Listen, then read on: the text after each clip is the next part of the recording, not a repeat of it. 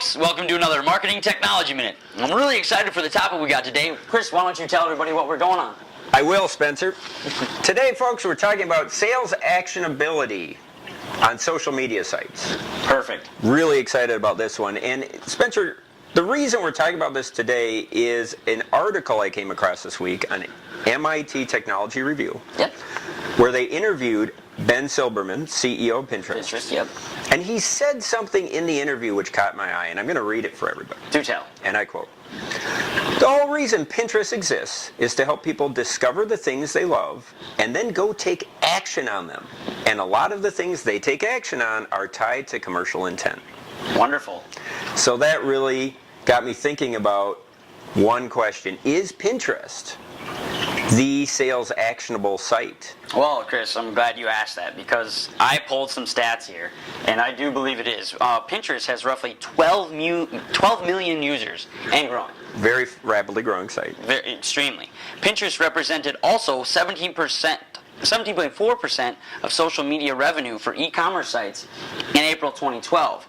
Wow, that's up from 1.2% in 2011. Right, so they've gone up like 16-fold in 1 year. Exactly, it's just astronomical numbers. So huge revenue, sales, actionability numbers growing. Definitely. Also, they're now the third highest trafficked social media site in the U.S., which I had no idea that was No, true. and I didn't either. And so what that really tells me is you've got a site that's growing rapidly in users, is being trafficked increasingly rapidly, and has, as such, a lot more people buying things on it. Definitely.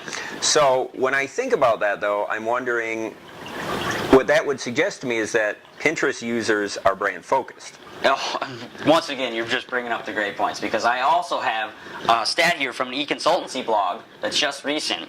It says 43% of Pinterest members agree that they use Pinterest to associate with retailers or brands, compared to just 24% of Facebook alike.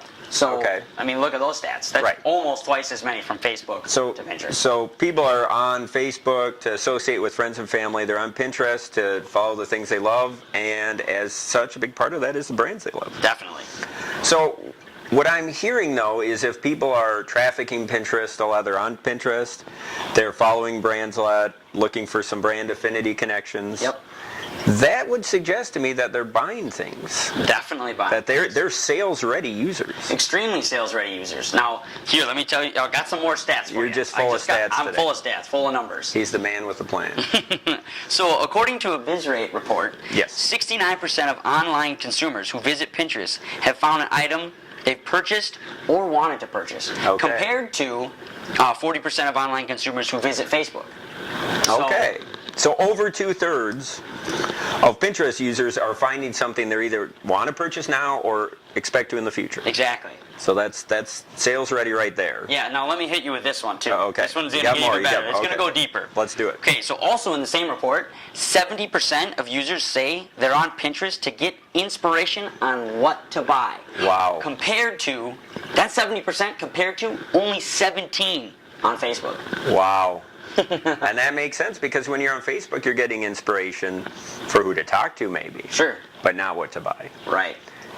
Pinterest is all about sales actionability. And when you say inspiration, it makes me think about a criticism that has been levied at Pinterest. It's not really a criticism, it's an observation that most of Pinterest users are women. And the implication is that, with, roughly half the population not interested in it in men, maybe it's not as useful for businesses. Sure. And the thing I would point out is this inspiration piece. First of all, I think as more people use Pinterest, more men are going to get involved in Pinterest. I use Pinterest. I'm not ashamed to say it. Right. I like pinning. But the bigger point is, if I'm looking for inspiration as to what I might want to purchase for my wife, my mother, my sister, I'm going on Pinterest if she's likely to have a board on. Right, you're going to the place that they already have a place of stuff that they enjoy. They're basically saying, this is what I want, this is what I like, and here are pictures of it. And this gets to the business part. So we know it's a sales actionable site. What can businesses do to get involved? And I think there are 3 levels, aren't there? Yes, there's three main levels. 3 tiers. Now the obvious tier is the e-commerce. Obvious. So that's the low-hanging fruit. If you have an e-commerce site and you're not on Pinterest, Yep, you need to get on. Because how would it work? Give us a 10-second blurb. Boom, you're on Pinterest. You're on Pinterest, you are looking to buy, I don't know, you're not even looking to buy, you just are a fan of camping gear. Sure. Okay, and you see a really interesting brand new tent, and because you know you need a new tent, and you click on the tent, that's a cool picture, you repin it, but you also can then obviously go to and click on it, and that's linked to the site for maybe REI. And Right, REI REI's checkout bring you right to probably where in you all buy the likelihood tent. REI's checkout, e-commerce portal, and there you go. go. So that's the obvious one. Any business to a company that's serving consumers though, Yep. whether they're retail or otherwise. Let's say Caribou Coffee. Well, Caribou is another low-hanging fruit piece because they could be, obviously, if we're giving discounts, promotions, coupons. Pin a sweet coupon, pin a picture. that's Boom, tied there to you a go. coupon. Bring it to your, use your mobile app, walk in, Show them, you coupon got on your it, Pinterest forget board. about it. On to That- the next. So that's easy too. I think the big question is B2B, business to business. How do businesses trying to sell to other businesses use Pinterest? The services part of it. Yep. And that's kind of the question everyone's trying to figure out. And I've kind of got my own ideas on that. I believe I do too. Yeah, and well, tell me yours. What do you think about that idea? Well, I think I'm actually going to save those ideas.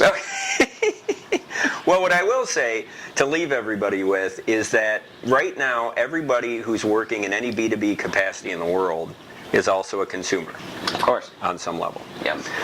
Okay, Spence, we'll have to wait to hear what you've got to say more about Pinterest in the future.